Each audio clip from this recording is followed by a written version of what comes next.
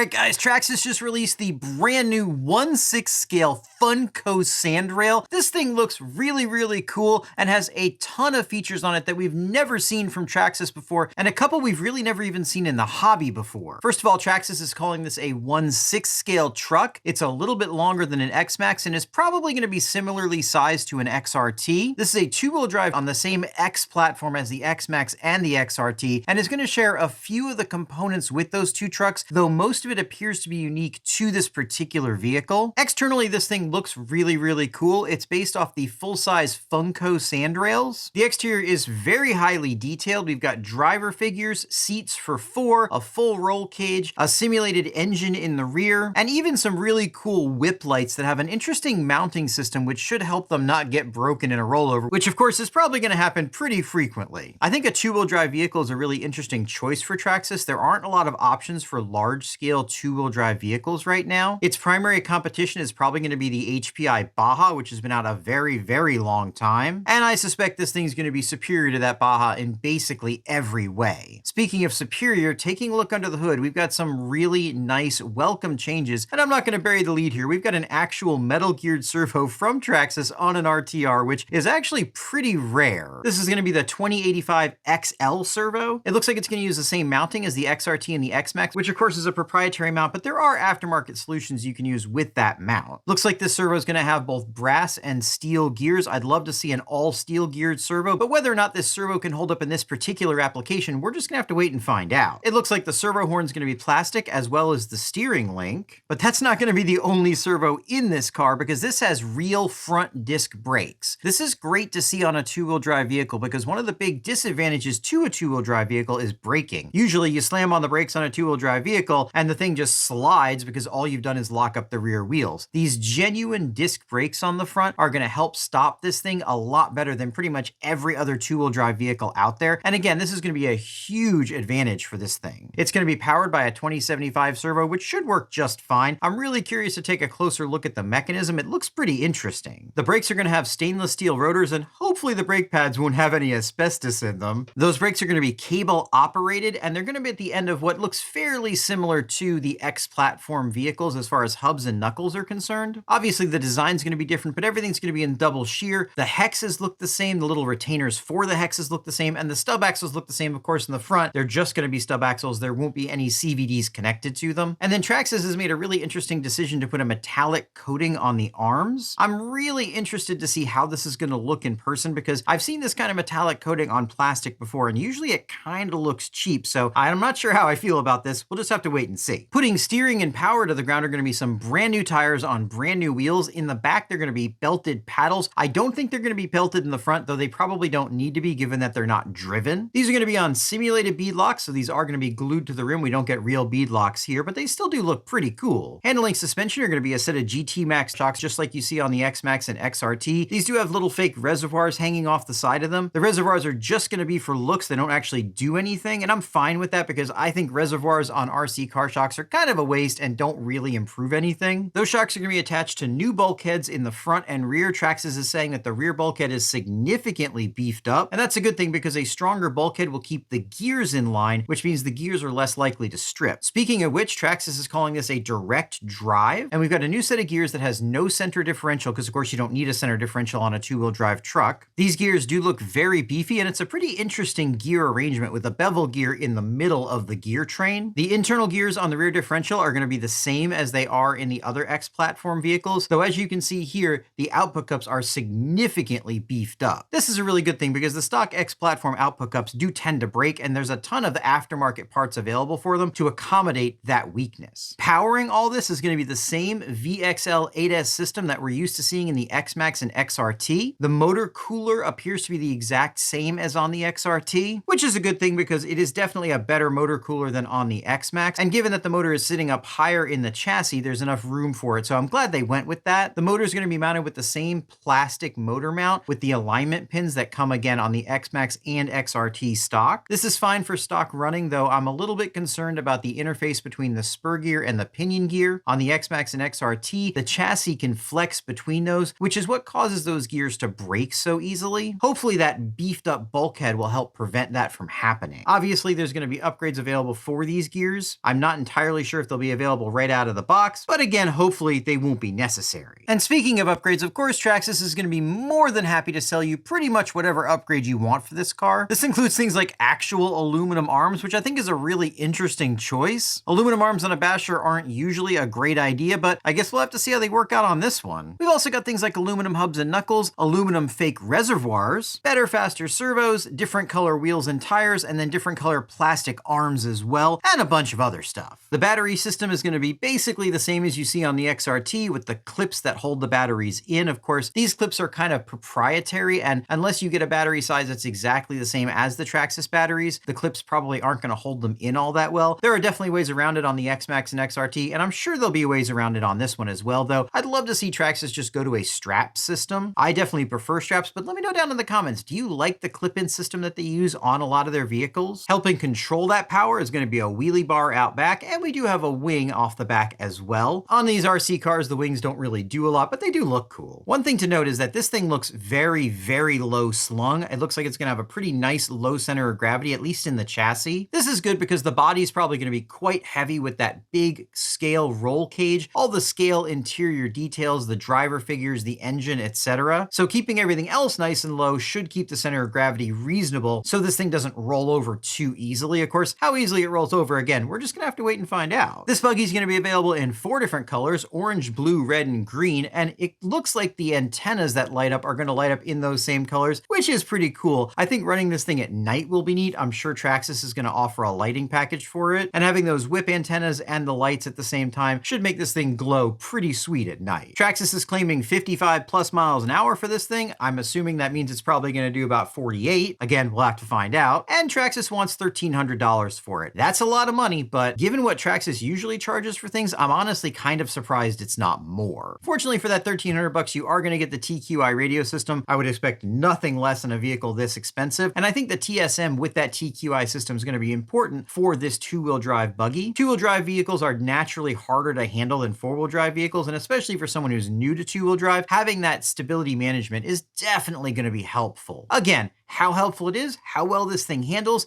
how it looks, how it comes apart, and how durable it is are all things we're going to have to find out when I get one on the bench, which I'm going to be getting as soon as possible. So if you want to see that, make sure you get subscribed and check out one of these videos.